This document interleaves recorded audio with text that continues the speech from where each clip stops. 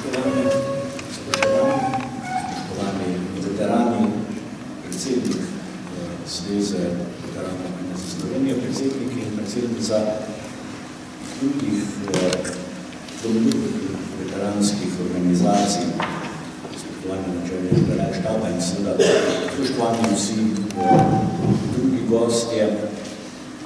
V imenu ministrstva vas pozdravljam in se vam iskreno zahvaljujem za povabilo. Čast mi je, da vam lahko čestitam od jubileja, od 30-letnici delovanja Zveze veteranov vojne za Slovenijo in da se vam zahvalim. Zahvalim v imenu vseh nas, ki razumemo čas od osamosvajanja Slovenije za zvesto izpolnjevanje našega poslanstva.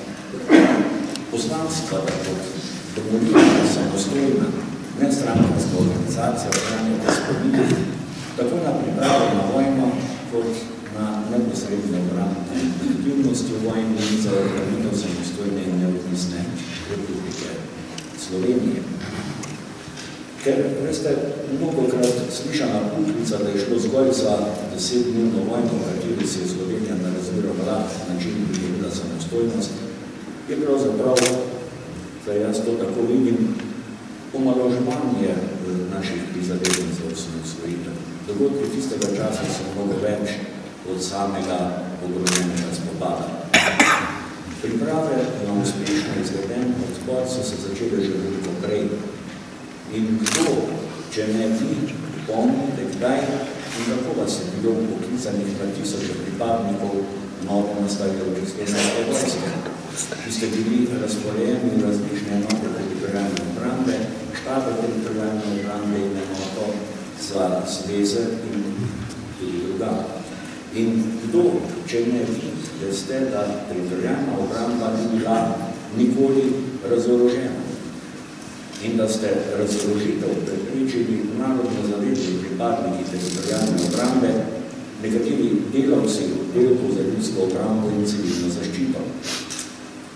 Ta poskus jugoslovanske ljudske armade, poskus razorožiti teritorijalno obrambo, je sprožil upor, tako v teritorijalni obrambi, kot tudi v slovenski politiki in javnosti nasploh. In takrat se je rodila ideja o tajni vojaško-varnostni organizaciji, imenovani Narodna zaščita, ki je bila še kasneje imenovana kot zgodovinska struktura narodne zaščite in katere pripadniki ste upravili zgodovinsko izredno pomembno delo. Vedeli ste, da bo odločitev naroda, da hoče živeti v samostojni državi, treba zavarovati. Vedeli, da se bo treba zanjo tudi boriti, tudi za ceno življenja. In to ste storili pogumno, pošteno in častno, iz ljubezni do domovine, iz zavedanja, da svoboda nima cene. Ker samostojnost ni prišla kar sama od sebe. Izjemna volja in enotnost naroda ter takratne politike nista bila dovolj, saj se jugoslovanske oblasti generali v Beogradu s tem niso sprijaznili.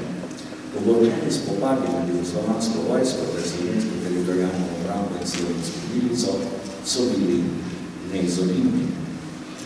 Hitra in učinkovita akcija slovenske vojske in milicije je preprečila popolno razvejanje Slovenije, kakršnemu smo bili priče pozneje na Balkanu in preprečila še več smrtnih žrtev. Takrat smo bojevali vojno za Slovenijo in takrat smo zmagali. Zmagali, ker smo imeli jasen cilj in ogromno željo po svobodi in demokraciji. Veterani vojne za Slovenijo so storili tisto, za kar ste bili prepričani, da je prav. In kar je v vsem tem času po osamosvojitvi še posebej plemenito. Nikoli se niste krkali po prsih in nam dopovedovali, če nismo vas osamosvojili. Niste si prisvajali zaslug, niste vnašali razdora med ljudi. O vas govorijo vaše dejanja. Storili ste, kar ste morali, ker je takšna volja naroda. In za narod je boleče, ker se tudi na tako sveto dejanje njegove zgodovine, kot je osamosvojitev, skuša nenehno metati senco dvoma, ko se skuša ustvarjati več resnic, ko se s poveličevanjem prispevka enih skuša popolnoma razvrednotiti vlogo drugih. Nič novega, ne sicer to ni na Slovenskem. Dolgo se nismo znali poenotiti celo v izjemnih dejanjih Ludvika Majstra in njegovih borcev ali tigrovcev na Primorskem, da v nenehnih poskusih prevrednotenja narodno-osvobodilnega boja seveda ne govorimo. Zato ne čudi, da so v Zvezi veteranov vojne za Slovenijo in v Zvezi policijskih veteranskih društv Sever dvignili glas ob peripetijah v zvezi s muzejem slovenske osamosvojitve in se odločno izrekli proti nenehnemu zgodovinu, ko ste to poimenovali slikovito slovenske osamosvojitve. In res je, kot pravite, osamosvajanje in samo osamosvojitveno vojno je treba obravnavati objektivno, pri čemer ne more in ne sme biti prostora za potvarjanje, obtožbe in celo sovražnost, saj to ne vodi drugam kot naglavljanje delitev v narodu, v politiki in med tistimi, ki ste aktivno sodelovali v osamosvojitvenih procesih in vojne za Slovenijo. Kako naj prihajajočim generacijam prikažemo objektivnost in nastanka države, v kateri živijo? V poplavi obtožb in sovražnosti, ki jih širijo tisti, ki se čutijo edini poklicani razlagati zgodovino, se izgubljajo objektivna dejstva in se vsiljujejo otvorjeni konstrukti.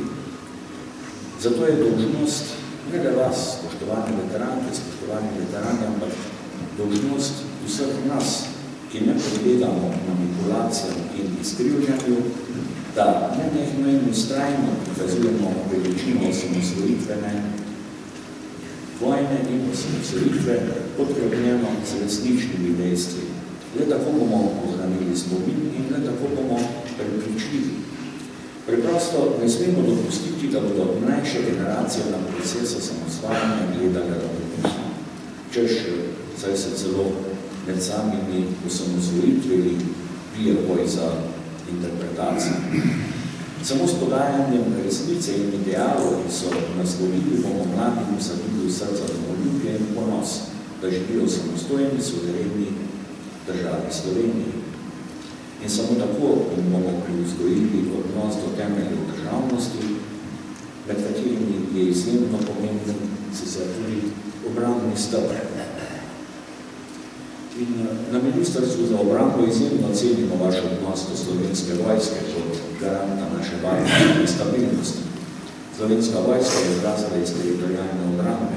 Njene zametke moramo iskati pa še dlje v zgodovini v slovenski partizanski vojski. Cenimo vašo podporo načrtom za izgradnjo sodobne učinkovite opremljenosti in prizadevanjem potegniti v vrste slovenske vojske več mladih ljudi. Le tako bo vojska, tako v miru kot v morebitni vojni, sposobna opraviti svoje poslanstvo.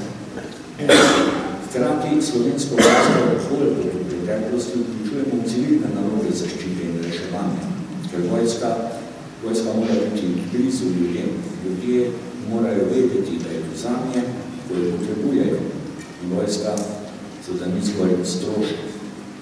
Nekoč smo se odločili, da bomo na temeljih teritorijalne obrambe zgradili sodobno poklicno vojsko. Na nas je, da ustvarjamo razmere, v kakršnih bo lahko vselej garant naše varnosti. V času, ko v Ukrajini, torej v Evropi, divja surova ruska agresija, pač ne moremo kar zamahniti z roko, češ nas pa nihče ne ogroža. Tako kot smo se Slovenci v zgodovini postavljali na pravo stran svobodoljubja, tako zdaj nesebično na mnoge načine pomagamo največjemu ukrajinskemu narodu. Vemo, da na koncu zmaga pravica. To vemo iz naših lastnih izkušenj. Iz lastnih izkušenj tudi vemo, kako pomemben je nenehen odprt dialog med vsakokratno oblastjo in nevladnimi, tudi veteranskimi organizacijami. V Zvezi veteranov vojne za Slovenijo, pa tudi v drugih veteranskih organizacijah veste, da ni vse tako. Ampak vedite, da imate v sedanji vladi in v ministrstvu za obrambo pod vodstvom Marjana Šarca iskrene sogovornike s spoštljivim odnosom do vrednot, ki jih zastopate. Skušamo tudi kar najbolje ustvarjati razmere za vaše delovanje, tudi s povišanjem denarnih sredstev za podporo vašemu delovanju. In zahvaljujem se vam v tej priložnosti za tvorni prispevek oblikovanja pravilnika o sofinanciranju veteranskih in domoljubnih organizacij, s katerimi smo v pravo smer na različnih sodelovanj. Sodelovanje kakršnega morda, kot se bo za primer, s prejšnjo vlado niste bili deležni na takšne, nek iskren način. Ne nazadnje, to pa je vas kaj vprašal, ko so ustanovili muzej osamosvojitve. V zadnjih 30 letih je država z različnimi zakonskimi prijemi skušala urejati družbeni in gmotni položaj veteranov vojne za Slovenije in vseh drugih veteranskih organizacij. Včasih bolj, drugič z manj srečno roko, verjamem pa, da vse je dobro namirno. Na papirju sicer imate zagotovljene pravice, kot so veteranski dodatek, dodatek za pomoč in postrežbo, zdraviliško in klimatsko zdravljenje, priznanje pokojninske dobe. Vendar vojno niste šli zaradi bonitet, tega, kar ste naredili, tudi ni moč vrednotiti s tem dodatkom. V praksi pa tudi z uveljavljanjem vaših pravic ne gre vse red, kot bi si želeli, vse prevečkrat. Naprimer, moramo na ministrstvu podpisovati zavrnitne odločbe na različne pritožbe in to mnogokrat iz čisto birokratskih razlogov in mnogokrat tudi zaradi nepoučenosti upravičencev, ki to ali ono spregledajo v samih postopkih. Ali pa preprosto, kar je tudi razumljivo, niso vešči branja zavedene zakonodaje. Zato v dialogu z vami želimo odpraviti takšne in drugačne ovire. Če je treba karkoli spremeniti v zakonodaji, bomo to storili skupaj z vami.